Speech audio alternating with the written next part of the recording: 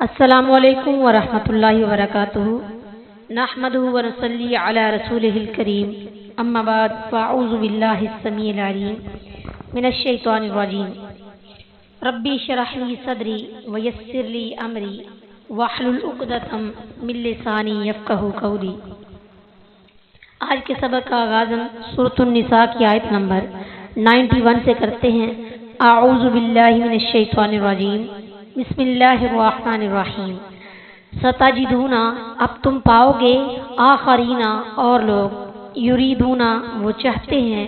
ان یامنوکم، کہ تم سے امن میں رہیں، ویامنو، اور امن میں رہیں، قومہم، اپنی قوم،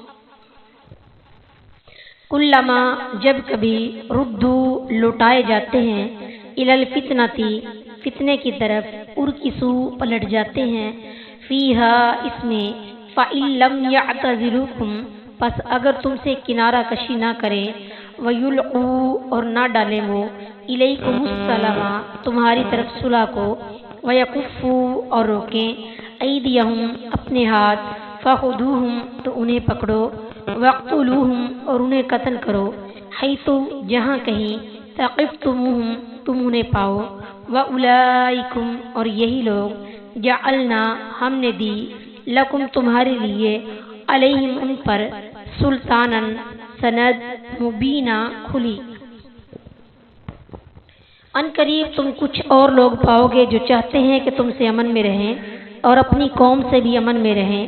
وہ جب بھی فتنے کی طرف لوٹائے جاتے ہیں، اس میں الٹا دیے جاتے ہیں، تو اگر وہ نہ تم سے الگ رہیں اور نہ صلح کا پیغام بھیجیں اور نہ اپنے ہاتھ روکیں، تو انہیں پکڑو اور انہیں قتل کرو جہاں انہیں پاؤ، اور یہی لوگ ہیں جن کے خلاف ہم نے تمہارے لیے واضح دلیل بنا دی ہے۔ ستجدون آخرین، اس آیت کریمہ میں ایک تیسری قسم کے لوگوں کا حال بیان کیا گیا ہے جو بہت ہی بدترین قسم کے منافق ہیں، جو ڈھنڈورا تو اپنی امن پسندی کا پیٹتے ہیں، مگر جب داؤ لگ جائے تو اسلام دشمنی میں کوئی کسر اٹھا نہیں رکھتے۔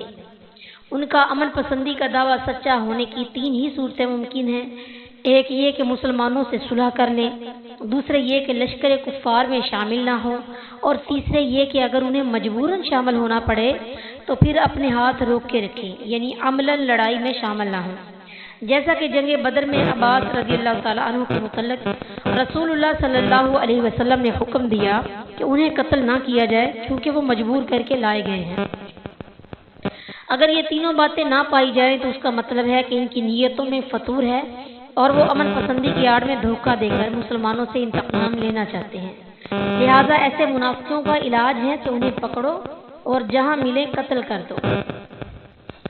وما کانا، اور نہیں ہے، لمؤمن، کسی مسلمان کے لیے، ان یقتلا، کہ وہ قتل کرے، مؤمنن، کسی مسلمان کو، الا خطأ، مگر غلطی سے، ومن قتل، اور جو کوئی قتل کرے، مؤمنن، کسی مسلمان کو، خطأ، غلطی سے، فتحریر، تو آزاد کرے، رقبۃ، ایک گردن، مؤمنۃ، مسلمان، ودیۃ، اور خون بہا، مسلمۃ، حوالہ کرنا، الی اہلہ، اس کے وارثوں کو، الا، مگر، ان یصدقوا، یہ کہ وہ معاف کر دیں، فإن کانا، پھر اگر ہو، من قوم عدو لکم،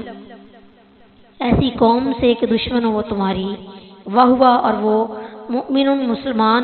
فتحریر، تو آزاد کرے، رقبۃ، ایک گردن، مؤمنۃ، مسلمان، وإن کانا، اور اگر ہو، من قوم، ایسی قوم سے،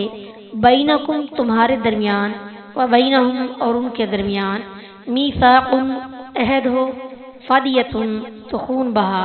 مسلمۃ، حوالہ کرنا، الی اہلہ، اس کے وارثوں کو، وتحریر، اور آزاد کرنا، رقبۃ، ایک گردن کا، مؤمنۃ، مسلمان، فمن لم یجد، سو جو کوئی نہ پائے، فصیام، تو روزے رکھے، شہرین، 2 ماہ کے، متتابعین، لگاتار، توبۃ من اللہ، یہ توبہ ہے اللہ سے، وکان اللہ، اور ہے اللہ تعالیٰ، علیماً، جاننے والا، حکیمہ، حکمت والا۔ اور کسی مومن کا کبھی یہ کام نہیں کہ کسی مومن کو قتل کرے مگر غلطی سے، اور جو شخص کسی مومن کو غلطی سے قتل کر دے تو ایک مومن گردن آزاد کرنا اور دیت دینا ہے جو اس کے گھر والوں کے حوالے کی گئی ہے، مگر یہ کہ وہ صدقہ کرتے ہوئے معاف کر دیں۔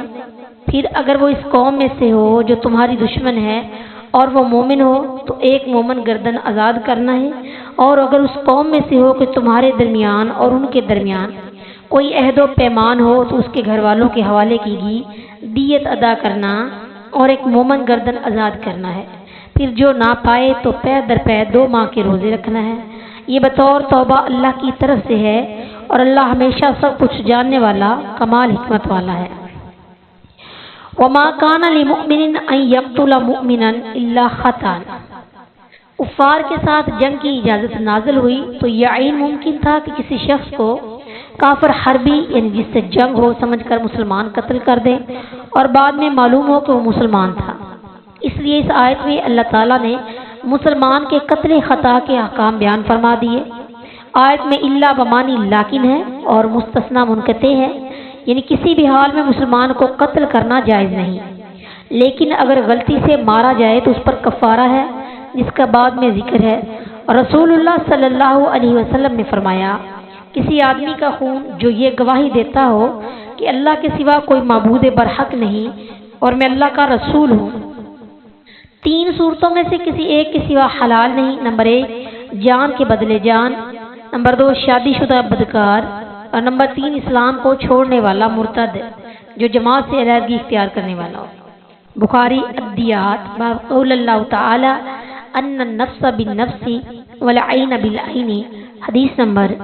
7868 عن ابن مسعود رضی اللہ تعالی عنہ۔ ومن قتل مؤمنا خطأ فتحریر، یعنی جب کوئی مسلمان غلطی سے کسی مسلمان کو قتل کر دے تو اس کے 2 حکم ہیں، ایک کفارہ، دوسری دیت یعنی خون بہا۔ کفارہ تو یہ ہے کہ وہ ایک مسلمان غلام مرد یا عورت کو آزاد کرے اور اگر اس کی طاقت نہ ہو تو 2 ماہ کے مسلسل روزے رکھے اور اس کے وارثوں کو دیت ادا کرے۔ کفارہ تو کسی حال میں بھی ساقط نہیں ہوتا، ہاں دیت اگر وارث معاف کر دیں تو ساقط ہو سکتی ہے، مگر یہ اس وقت ہے کہ جب مقتول کے وارث بھی مسلمان ہوں یا کافر ہوں لیکن ان سے معاہدہ ہو یا ذمہ ہوں، جیسے آگے آ رہا ہے فَإِنْ كَانَ مِنْ قَوْمٍ عَدُوٍّ لَكُمْ، لیکن اگر اس کے وارث حربی کافر ہو تو پھر قاتل کے ذمے صرف کفارہ ہے، یعنی ایک مسلمان گردن آزاد کرنا۔ اگر نہ ہو سکے تو 2 ماہ کے مسلسل روزے رکھنا۔ مقتول کے وارثوں کو خون بہا ادا کرنے کی ضرورت نہیں ہے کیونکہ وہ دشمن ہیں۔ وَإِنْ كَانَ مِنْ قَوْمٍ بَيْنَكُمْ وَبَيْنَهُمْ مِيثَاقٌ، اس جملے کا مطلب یہ ہے کہ اگر وہ مقتول مسلمان ایسی قوم سے تعلق رکھتا ہے جن سے تمہارا معاہدہ ہے یا ذمہ ہے تو اس صورت میں بھی وہ چیزیں واجب ہوں گی۔ کون سی؟ نمبر 1 دیت یعنی خون بہا، اور دوسرے نمبر پہ کفارہ۔ یہ دیت کو کفارہ سے پہلے ذکر فرمایا ہے کہ اسے غیر مسلم قوم کا فرض سمجھ کر دیت کی ادائیگی میں کوتاہی نہ کی جائے۔ بعض نے لکھا ہے کہ اس سے مراد یہ ہے کہ وہ مقتول معاہد یا ذمہ مسلمان نہ ہو تو اس صورت میں بھی کفارہ اور وارثوں کو خون بہا ادا کرنا پڑے گا، مگر زیادہ صحیح بات یہی معلوم ہوتی ہے کہ یہاں بھی مسلمان مقتول ہی کی بات ہو رہی ہے۔ دیت 100 اونٹ یا اس کے اندازے کے ساتھ قیمت ہوگی جو خطا کی نوعیت کے لحاظ سے مختلف ہوگی۔ شہرین متتابعین، اگر کوئی کسی شرعی عذر یعنی مرض، حیض، نفاس وغیرہ کے بغیر ایک روزہ بھی چھوڑے گا تو نئے سرے سے دوبارہ 2 مہینے روزے رکھنے پڑیں گے۔ وَمَن يَقْتُلْ، اور جو کوئی قتل کر دے مؤمناً کسی مسلمان کو متعمداً دانستہ فجزاؤہ، تو اس کی سزا جہنم ہے، خالداً ہمیشہ رہے گا، فیہا اس میں، وغضب اللہ اور اللہ کا غضب ہے، علیہ اس پر، ولعنہ اور اس کی لعنت، وعد لہ اور اس کے لیے تیار کر رکھا ہے، عذاباً عذاب، عظیما بڑا۔ اور جو کسی مومن کو جان بوجھ کر قتل کرے تو اس کی جزا جہنم ہے، اس میں ہمیشہ رہنے والا ہے، اور اللہ اس پر غصہ ہو گیا اور اس نے اس پر لعنت کی اور اس کے لیے بہت بڑا عذاب تیار کیا ہے۔ ومن یقتل مؤمنا قتل خطا کا حکم بیان کرنے کے بعد اب اس آیت میں قتل عمد یعنی قصداً قتل کرنے کا حکم بیان فرمایا ہے۔ اس کا ایک حکم تو بیان ہو چکا ہے، یعنی اس صورت میں قصاص یا دیت واجب ہے یا مقتول کے وارث کچھ معاف کر دیں، جیسا کہ سورہ بقرہ کی آیت نمبر 168 میں ہے۔ یہاں صرف اس کے گناہ اور وعید کا ذکر ہے۔ متعدد آیات میں اللہ تعالیٰ نے اس جرم کو اشراک باللہ کے ساتھ ذکر کیا ہے۔ یہاں فرمایا کہ اس کی جزا جہنم ہے جس میں ہمیشہ رہے، اور اللہ تعالیٰ اس پر غصے ہو گیا اور اس پر لعنت کی اور اس کے لیے عذاب عظیم تیار کیا ہے۔ اتنی سخت سزائیں یکجا ذکر کرنے سے اس گناہ کی شدت کا اندازہ ہوتا ہے، اور بظاہر یہی سمجھ میں آتا ہے کہ مومن کو قصداً قتل کرنے والا ابدی جہنمی ہے اور اس کی توبہ بھی قبول نہیں۔ مگر سورہ فرقان کی آیت نمبر 78 میں قتل عمد کی توبہ قبول ہونے کا ذکر ہے۔ اب بعض مفسرین کا کہنا تو یہ ہے کہ جان بوجھ کر کسی مومن کو قتل کرنے کی توبہ اس وقت قبول ہے جب اس نے حالت کفر میں یہ قتل کیا ہو۔ مسلمان ہونے کے بعد کسی مسلم کو قتل کرے تو اس کی توبہ قبول نہیں، بلکہ خالداً فیہا کے الفاظ سے اس کا ابدی جہنمی ہونا ثابت ہوتا ہے۔ ابن عباس رضی اللہ تعالیٰ عنہ کا رجحان بھی اسی طرف ہے۔ بخاری التفسیر سورۃ الفرقان آیت نمبر 4672، مگر اکثر سلف اس کی توبہ قبول ہونے کے قائل ہیں، کیونکہ شرک باللہ سے بڑا کوئی گناہ نہیں ہے، وہ توبہ سے معاف ہو سکتا ہے تو یہ بھی معاف ہو سکتا ہے۔ اس آیت میں یہ نہیں فرمایا کہ وہ آگ میں ہمیشہ رہے گا، فرمایا بلکہ ہے کہ یہ جرم اتنا بڑا ہے کہ اس کی جزا جہنم میں خلود ہے۔ باقی اللہ معاف کرنا چاہے تو توبہ کے بعد یا توبہ کے بغیر بھی معاف کر سکتا ہے، جیسا کہ فرمایا ان اللہ